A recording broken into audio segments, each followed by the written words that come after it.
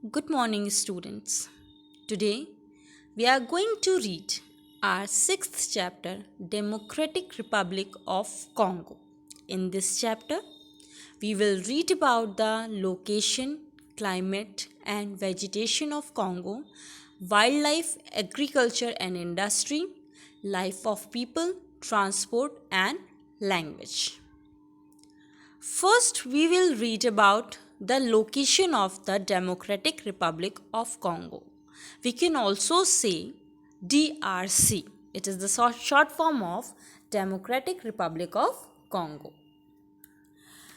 The DRC is located in Central Africa. जो DRC you can see in this map, DRC Central Africa में है. The equator passes through the northern part of this country. As you all know, north upper part क्या होता है हमारा north, bottom part क्या होता है साउथ. जो हमारी एक इमेजिनरी लाइन है इक्वेटर, ये नॉर्थ पार्ट से डीआरसी की होकर गुजरती है. It is surrounded bye 9 countries. DRC चारों ओर से 9 कंट्रीज से घिरा हुआ है.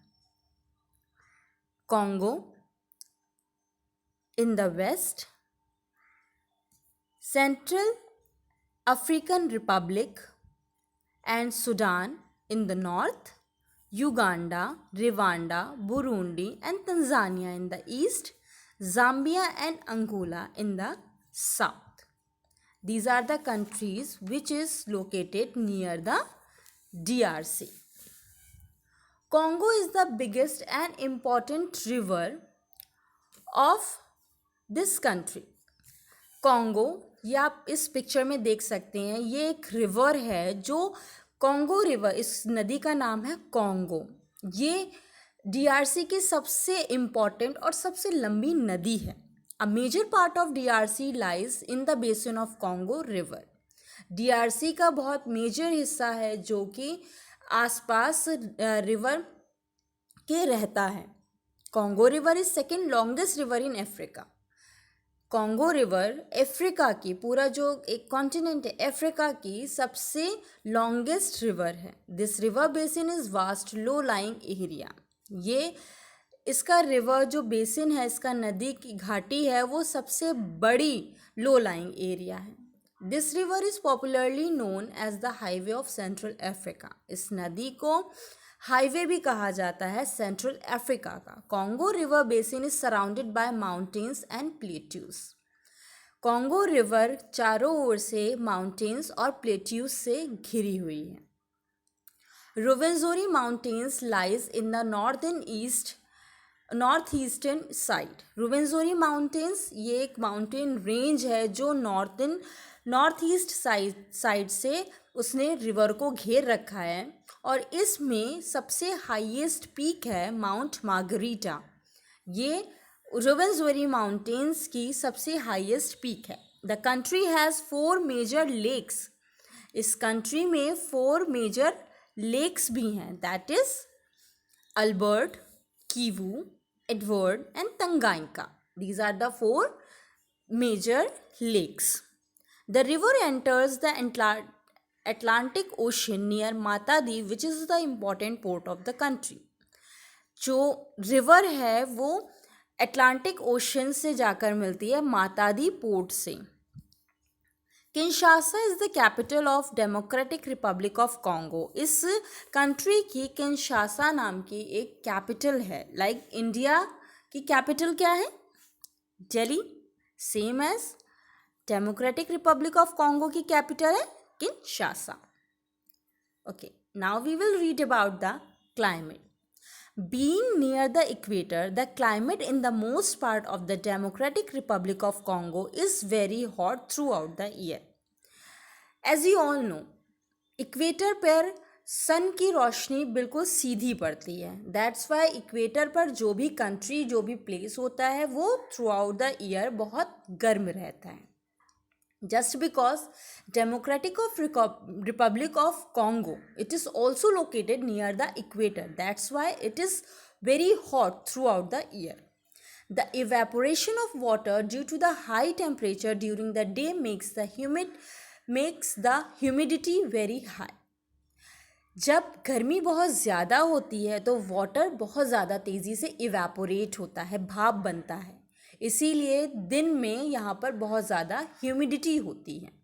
This causes clouds to build up by afternoon and rain comes down by evening. इसकी वजह से क्या होता है कि दोपहर तक बादल बहुत तेज़ी से बनते हैं और शाम तक बारिश होने लगती है. लाइक आपने वाटर साइकिल पढ़ा होगा कि वाटर इवेपोरेट होता है, फिर उसके बाद उससे क्लाउड्स बनते हैं, देन वाटर वापस रेन शुरू हो जाती है. सेम एज ये भी होता है कि इवेपोरेट होता है जिससे ह्यूमिडिटी होती है एंड देन शाम तक बारिश होने लगती है. This happens almost every day making the region one of the wettest region in the world. ये ऑलमोस्ट रोज होता है वहाँ पर. In some part of the DRC, especially in the south, it does not rain so much, while the summer is hot and wet and the winter is cool and dry.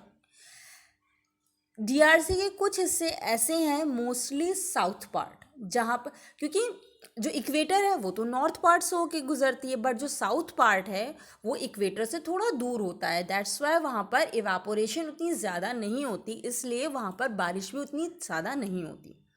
While the summer is hot and wet and winter is cool and dry. जब गर्मी होती है तो वहाँ पर गर्मी भी बहुत ज़्यादा होती है एंड बारिश होती है. विंटर्स ठंडी रहती हैं और वहाँ पर बारिश ज़्यादा नहीं होती, ड्राई रहती हैं. Now vegetation. Such climate help in the growth of thick forest with tall trees. इस तरह की क्लाइमेट होने की वजह से वहाँ पर क्या होता है, बहुत घने जंगल होते हैं लंबे लंबे पेड़ों के साथ. The trees in this area grow very tall and form a canopy preventing the sunlight from reaching the ground. Trees यहाँ के बहुत लंबे होते हैं और canopy होते हैं. Canopy means it's like umbrella. You can see in this picture. This type of trees we can found in DRC. ये बहुत ऊंचे हाइट तक होते हैं और ऊपर का हिस्सा कैसे होता है इनका, बिल्कुल एक अम्ब्रेला की तरह होता है, जिसकी वजह से ये एक ऊपर एक लेयर की तरह फॉर्म हो जाते हैं और सूरज की रोशनी ग्राउंड तक बहुत ज़्यादा नहीं पहुंच पाती. Therefore Congo is sometimes called the heart of darkness. इसीलिए कभी कभी कॉन्गो को हार्ट ऑफ डार्कनेस भी कहा जाता है. In the southern part of DRC के साउथ पार्ट में the climate is not so hot and wet and different in vegetation too. जो साउथ पार्ट है डीआरसी की, वहाँ बहुत ज़्यादा गर्मी नहीं होती और वहाँ पे पेड़ पौधे, वहाँ की चीज़ें भी अलग होती हैं. इंस्टीड ऑफ डेंस फॉरेस्ट, वहाँ पर घने जंगल होने के बजाय there are grasslands which few scattered trees. वहाँ पर ग्रासलैंड्स हैं, बड़े बड़े घास के मैदान हैं जहाँ पर थोड़े बहुत पेड़ लगे हुए हैं. Such open grasslands are called savanna. ऐसे ओपन ग्रासलैंड्स, बड़े बड़े घास के मैदानों को सवाना कहते हैं. The forest in this region remain green almost throughout the year. They are called evergreen forest because as you know कि यहाँ बारिश बहुत ज़्यादा होती है. बारिश होने की वजह से यहाँ पे पेड़ पौधे through out the year green रहते हैं, इसीलिए यहाँ के फॉरेस्ट को एवरग्रीन फॉरेस्ट कहा जाता है. The hardwood tree like mahogany and ebony provide raw material for many industries. वहाँ पर कुछ हार्डवुड ट्रीज भी हैं जो कि महोगनी और इबोनी हैं, जिससे रॉ मटेरियल मिलता है इंडस्ट्रीज को. About wild life. A variety of wildlife is found in the forest and savanna of the Democratic Republic of Congo. यहाँ पे बहुत अलग अलग तरह के जानवर मिलते हैं, पाए जाते हैं, like elephants, hippopotamus and rhinoceros, including many rare and endemic species. यहाँ पे बहुत सारे अलग अलग तरह के जानवर पाए जाते हैं, जिसमें से कुछ एलिफेंट्स, हिप्पोपोटामस, राइनोसोरस और बहुत सारी रेयर ऐसे प्रजाति हैं जानवरों की जो यहाँ पाई जाती हैं. Such as both species of chimpanzee. यहाँ पर चिंपैंजी की दोनों तरह की प्रजाति पाई जाती हैं, the common chimpanzee and bonobo. Mountain gorilla, okapi and white rhino are found here. यहाँ पर माउंटेन गोरिल्ला, ओकापी और वाइट राइनो भी पाए जाते हैं। There are many types of birds and insects in the forest. इस जंगल में बहुत सी तरह की चिड़िया और बहुत सी तरह के इंसेक्ट्स भी होते हैं। among the insects are is found the tsetse fly. इन सभी इंसेक्ट्स के में एक फ्लाई है, tsetse fly, which causes the dreaded sleeping sickness. जो अगर काट ले तो उससे स्लीपिंग सिकनेस हो जाती है। About agriculture,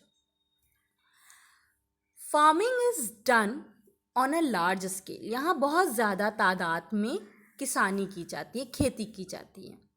crops like rice, cotton, groundnut, coffee, rubber, cocoa, tobacco, palm are cultivate. यहाँ पर जो क्रॉप्स उगाई जाती हैं वो राइस है, कॉटन है, ग्राउंडनट है, कॉफ़ी है, रबर है, cocoa, tobacco, palm. Cassava and banana are the food crops. यहाँ पे कसावा और बनाना यहाँ के फूड क्रॉप्स हैं। Cassava is a staple food. Cassava यहाँ का स्टेपल फूड है। Some agriculture product like cocoa, coffee and palm oil are also exported in other parts of the world. इस कंट्री से जो कोको है, कॉफ़ी है और पाल्म ऑयल है वो दूसरी अलग कंट्रीज़ में यहाँ से एक्सपोर्ट किया जाता है। Okay student, I hope you all understand this chapter. In the other part of this video, we will read about the industry and life of people and language. Okay, have a nice day and take care.